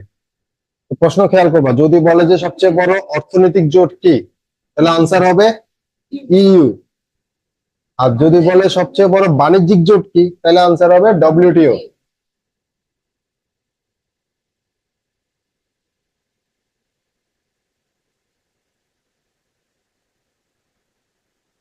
কিন্তু ইউ শুধুমাত্র অর্থনৈতিক জোট না, ইউ কিন্তু একটা রাজনৈতিক জোটও। ঠিক আছে, এগুলো রিটেনে কাজে লাগবে। প্রশ্ন, প্রশ্ন, প্রশ্ন লাইন, প্রশ্ন লাইন। ওকে,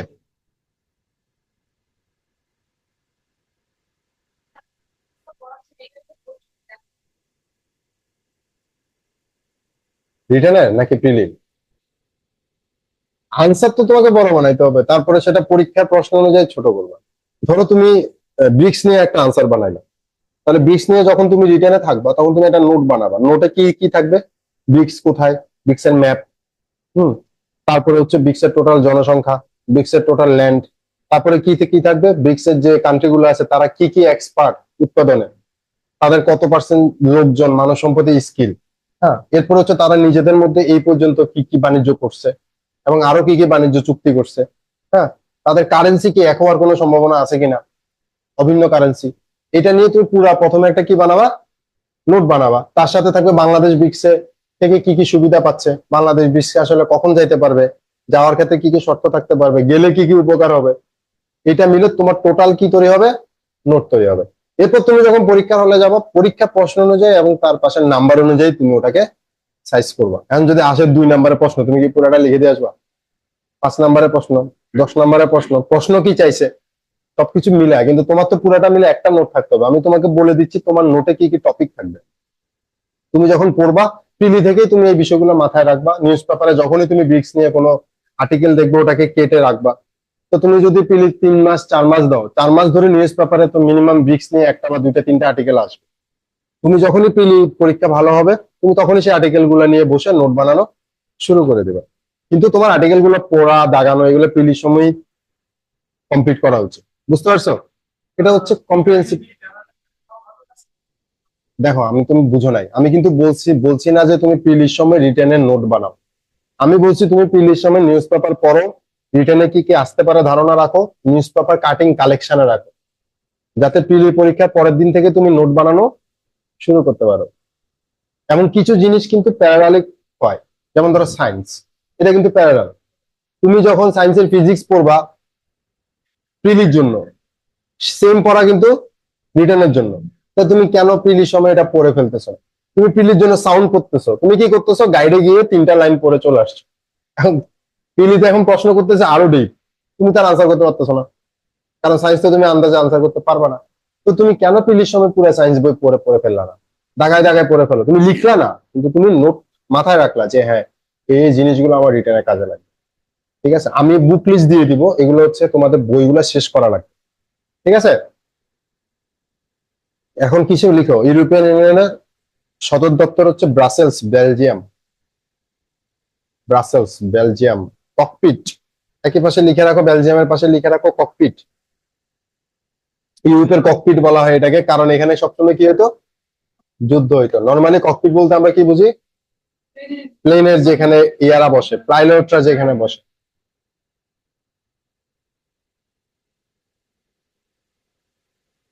মানে প্রথমে পিলি প্রশ্নগুলা বলে ফেলি।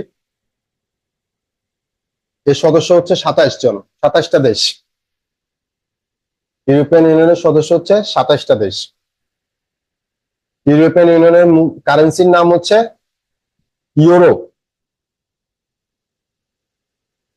কারেন্সির নাম কি? ইউরো। ইউআর, এটা লিখে রাখো ব্যাকেটে। তোমাকে পরীক্ষার হলে ইউরো লিখলো না, ইউআর লিখলো, ইউ লিখলো, তখন কি হবে? তখন কোনটা ইউরো হবে? যার জন্য যেটা ইন্টারন্যাশনাল কোড, ওটা সহ শিখে শিখে রাখো। ইউআর, বাংলাদেশের ইন্টারন্যাশনাল কোড কি, বিডিটি।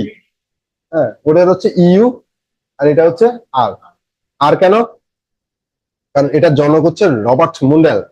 আমি জানি না ওর নামে কিনা, তবে মনে মনে রাখার জন্য বলে দিচ্ছি। আর হচ্ছে রবার্ট মুন্ডেল, এটা জনকের নাম, লিখো। আমি শিওর নাই আর কি রবার্ট মুন্ডেলে আর কি না, কিন্তু তোমার মনে রাখার জন্য এটা মেবি হইতে পারে। সোর্স পাই নাই আর কি, কিন্তু আমার মনে হচ্ছে যে এটা হবে রবার্ট মুন্ডেল। এটা হচ্ছে ওর জনক। খুঁজে দেখে তো, সোর্স পাইলে আমাকে জানাও যে এটা সঠিক না মিথ্যা। ইউরোপের, হ্যাঁ হ্যাঁ, মুদ্রার জনকও। ইউরোর হচ্ছে কেন্দ্রীয় ব্যাংকের, ইউরোর হচ্ছে কেন্দ্রীয় ব্যাংকের সদর দপ্তর হচ্ছে ফ্রাঙ্কফুর্ট, জার্মানি। এটা পরীক্ষায় আসছে, বহুবার আসছে। ইউরোর কেন্দ্রীয় ব্যাংকের সদর দপ্তর কোথায়, ইউর কেন্দ্রীয় ব্যাংকের সদর দপ্তর কোথায়? ইউরোপিয়ান পার্লামেন্ট, দেখো অনেক কিছু, কিন্তু ইউ সদর দপ্তর কোথায়, ব্রাসেলসে। ইউরোপিয়ান পার্লামেন্টের সদর দপ্তর হচ্ছে স্ট্রাসবার্গ, ফ্রান্স। কঠিন হয়ে গেল।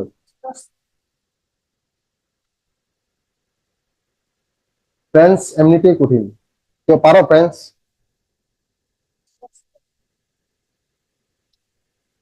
খুবই কঠিন ল্যাঙ্গুয়েজ। স্ট্রাসবার্গ, ফ্রান্স, ঠিক আছে।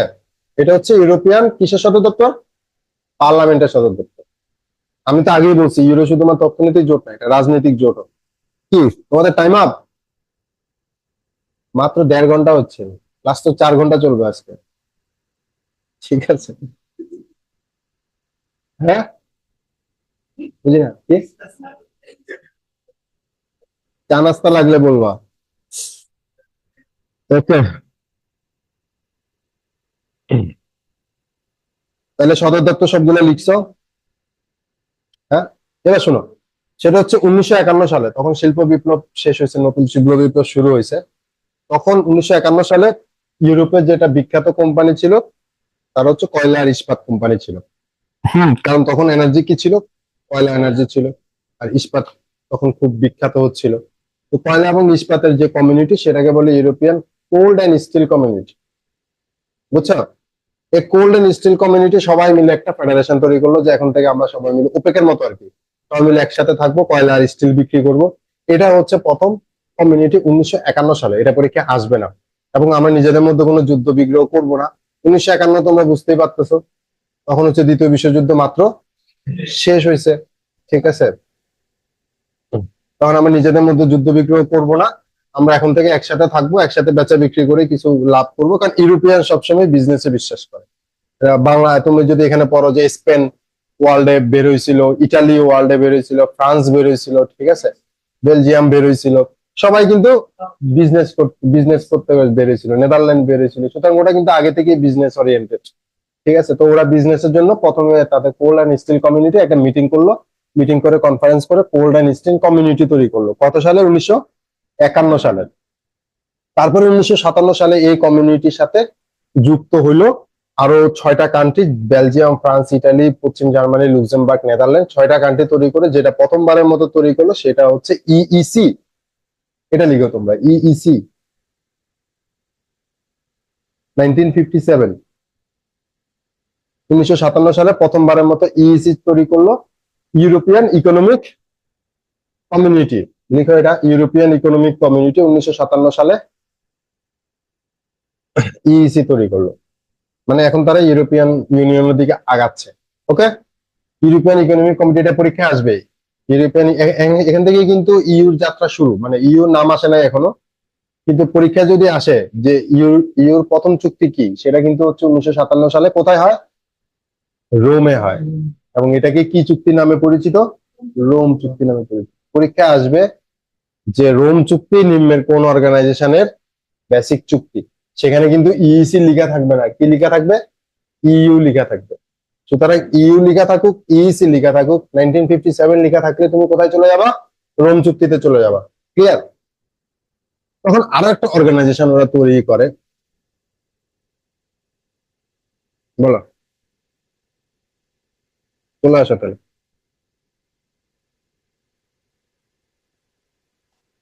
হ্যাঁ, 1957 সালে ইউরোপিয়ান ইউনিয়ন কমিটি, তখন আরেকটা চুক্তি হয়, সেটা হচ্ছে ইউরোপিয়ান অ্যাটমিক এনার্জি, লিখে লাগবে না, ইউরোপিয়ান অ্যাটমিক এনার্জি কমিউনিটি, যেটাকে বলে ইউরোটম।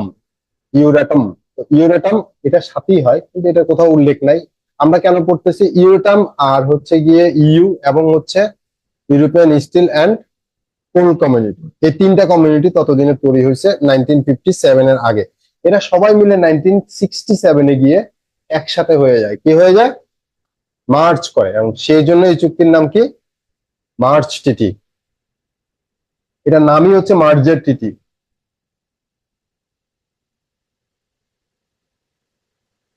এই মার্জার ট্রিটিতে কয়টা কোম্পানি থাকে? তিনটা কোম্পানি থাকে। একটা হচ্ছে যেটা বলছিলাম কোল অ্যান্ড স্টিল কমিউনিটি, একটা হচ্ছে ইউরোপিয়ান ইকোনমিক কমিউনিটি, আর 3 নম্বরটা হচ্ছে ইউরোপিয়ান অ্যাটমিক এনার্জি কমিউনিটি, ইউরেটম। এই তিনটা মিলে একসাথে কি তৈরি করে 1967 সালে? একটা মার্জার ট্রিটি তৈরি করে, যেটার নাম দেয় ওরা কি? ইসি, ইউরোপিয়ান কমিউনিটি, অর্থাৎ ইকোনমিক সরাই দিছে, এখন এটার নাম কি? ইসি। এবং ইসি চলতে চলতে থাকে, ইসি চলতে চলতে চলতে চলতে 1992 গিয়ে নেদারল্যান্ডের ম্যাস্ট্রিস শহরে তার একটা মিটিং করে। 1992 গিয়ে একটা মিটিং করে নেদারল্যান্ডের ম্যাস্ট্রিস শহরে, যেখানে তারা একটা চুক্তি করে। হ্যাঁ, এবং এই চুক্তিটা কিন্তু কার্যকর হয় 1993-তে, যার কারণে 1992 তোমরা মনে রাখবা না, তাহলে কনফিউশন হবে। চুক্তিটা কার্যকর হয় কথা 1993-তে, এবং এটা নেদারল্যান্ডের ম্যাস্ট্রিস শহরে চুক্তি হয়, এবং এই জন্য এটার নাম হচ্ছে ম্যাস্ট্রিস চুক্তি।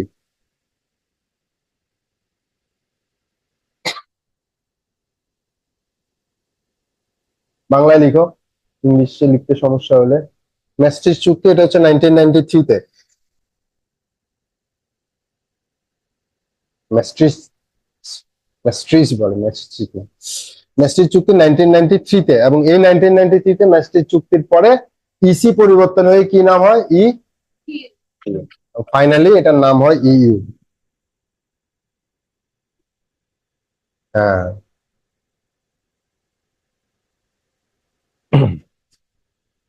এবং সেই 1993-তে যেদিন এটা চালু হয় সেদিন হচ্ছে গিয়ে এটা তার কারেন্সি উদ্বোধন করে। তো যদি বলে ইউরো মুদ্রা কবে থেকে চালু হয় তাহলে 1993। কিন্তু প্রশ্ন আছে, ইউরো মুদ্রা তখন উদ্বোধন করা হয়, ইউরো মুদ্রা প্রত্যেকটা দেশ তখন গ্রহণ করে না, বা ইউর অভিন্ন মুদ্রা হিসাবে তখনও চালু হয় নাই। ইউরো ইউরো ইউর অভিন্ন মুদ্রা হিসাবে চালু হয়েছে 2002-তে এসে। সুতরাং প্রশ্ন যদি আসে ইউরো মুদ্রা কখন থেকে অভিন্ন মুদ্রা হিসাবে চালু হয়, আনসার হবে 2002। কিন্তু যদি বলে ইউরো মুদ্রা কখন উদ্বোধন করা হয় তাহলে আনসার হবে 1993। এবার আমরা ডিটেলে পড়তে পারবো। ইউরোপিয়ান ইউনিয়নে কয়টা দেশ টোটাল? 27টা দেশ। তার মধ্যে ইউরো মুদ্রা চালু আছে 25টা দেশে।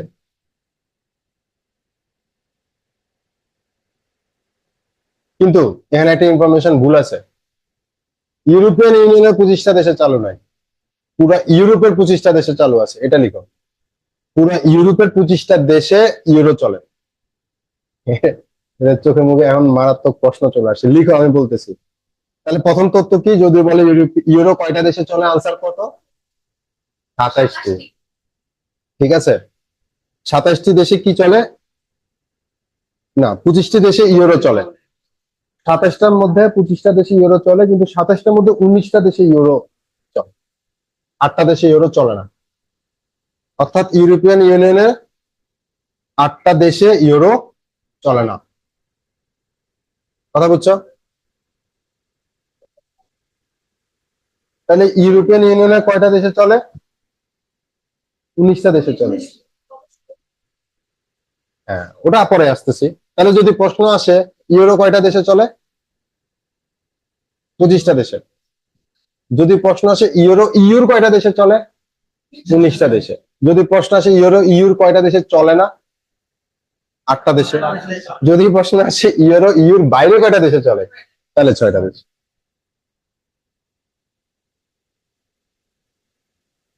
এবার ক্লিয়ার? এই 6টা দেশ ইউতে নাই, আর এদের 8টা দেশ ইউরোতে নাই। ঠিক আছে, তো 6টা দেশ যারা নাই, মানে যারা হচ্ছে গিয়ে ইউতে নাই কিন্তু ইউরোপিয়ান ইউরো চলে, এরা ছোট ছোট দেশ। যেমন ধরো Vatican City, San Marino, Andorra, Montenegro, Kosovo, Monaco, এগুলো ছোট ছোট দেশ, এগুলো হচ্ছে ইউরো চালায়। আর ইউরোপের যে দেশগুলা ইউ ইউ যে দেশগুলো হচ্ছে ইউরো নেয় নাই, ওগুলা বড় বড় দেশ, যেমন হচ্ছে সুইডেন, রোমানিয়া, পোল্যান্ড, হাঙ্গারি, চেক রিপাবলিক, ক্রোয়েশিয়া, বুলগেরিয়া। নাম মনে রাখতে হবে না।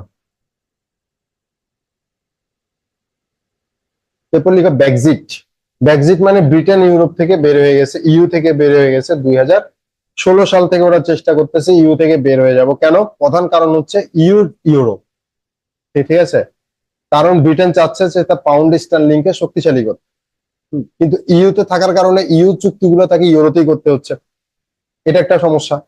তারপরে ইউ থাকার কারণে তার অর্থনৈতিক চুক্তিগুলো ইউর মতো করে হচ্ছে, কিন্তু নিজের মতো করে চুক্তি করতে যাচ্ছে, এটা একটা সমস্যা। টোটাল মিলে সে ফাইনালি 2020-এ ব্রেক্সিট হয়। লিখো, ফাইনালি 2020-এর 31শে জানুয়ারি ব্রেক্সিট হয়। ব্রেক্সিট মানে ব্রিটেন এক্সিট ফ্রম ইউ।